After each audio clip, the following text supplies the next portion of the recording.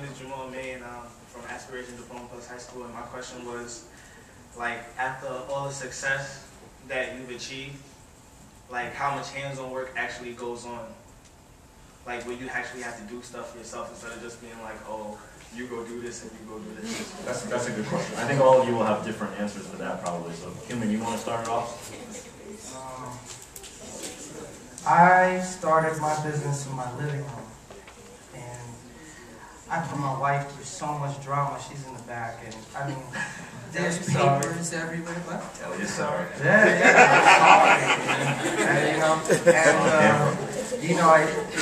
I didn't have the money to hire people when I got started, so I had to be a one-man show.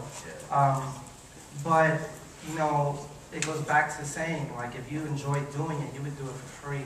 And you just, you know, start step by step. I did most of my legwork on my own, and I still, just because maybe I'm Sagittarius, I take charge of things. I'm a little bossy sometimes, but I just knew I wanted to do it, you know, and I wasn't going to wait for other people to do it, because if you go into business with your friends, you'll find yourself always doing the work if you're more passionate, and you don't want to cut the money with your partners and you're doing all the legwork. So for me, I still do most of the stuff myself. So how about you guys?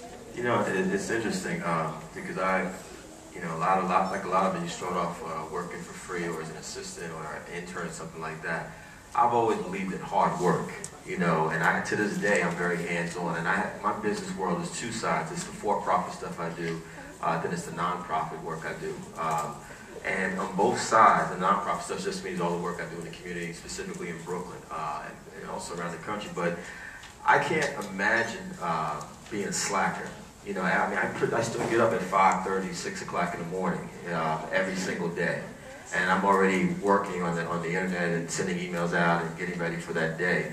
I cannot imagine not having a work ethic. And when I hire people, like, you know, I've had many assistants through the years, for example. I can tell the folks who don't like to work in day one, you know, because they're looking at me like I'm crazy. And I'm like, I know how this job operates, like, to do your job. And I'm just going to be straight with you all. My mother raised me. She said all the time, I cannot tolerate folks that are trying to get over who are lazy. You know, and to me, if you're not willing to put that kind of energy into your own business as the top of the business, as the person who's the CEO, the boss of the company, no one else is going to do it.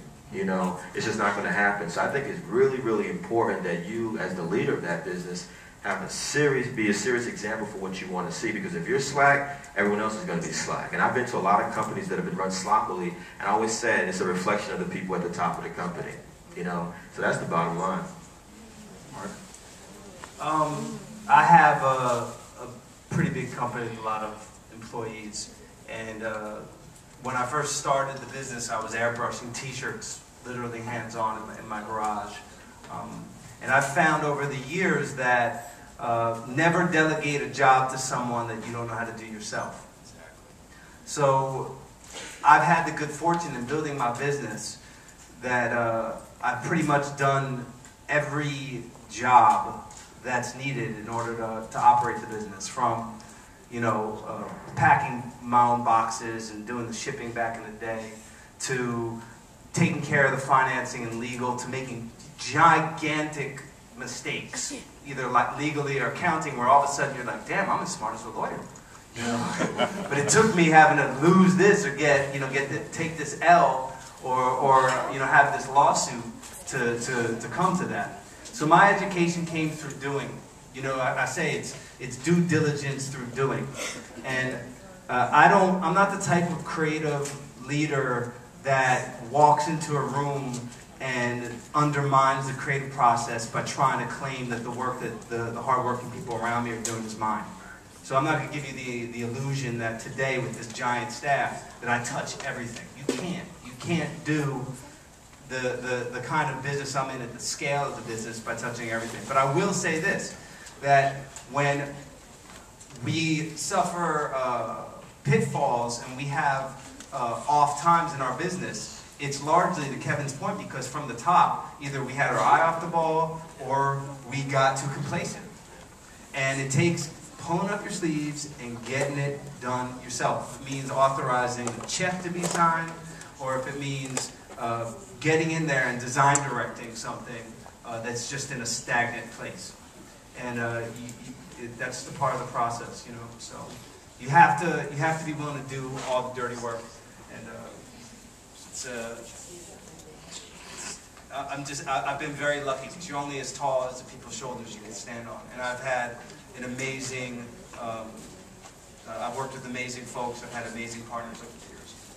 Let's get, Can I just, one yeah. thing Mark said that really struck me earlier, he talked about ego and being able to look yourself in the mirror. This is to your point.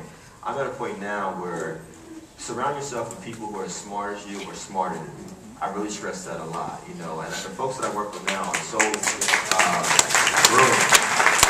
You know, I think that's critical. Smarter than you or smarter than you. That takes your business at a whole other level. let's do a question over here.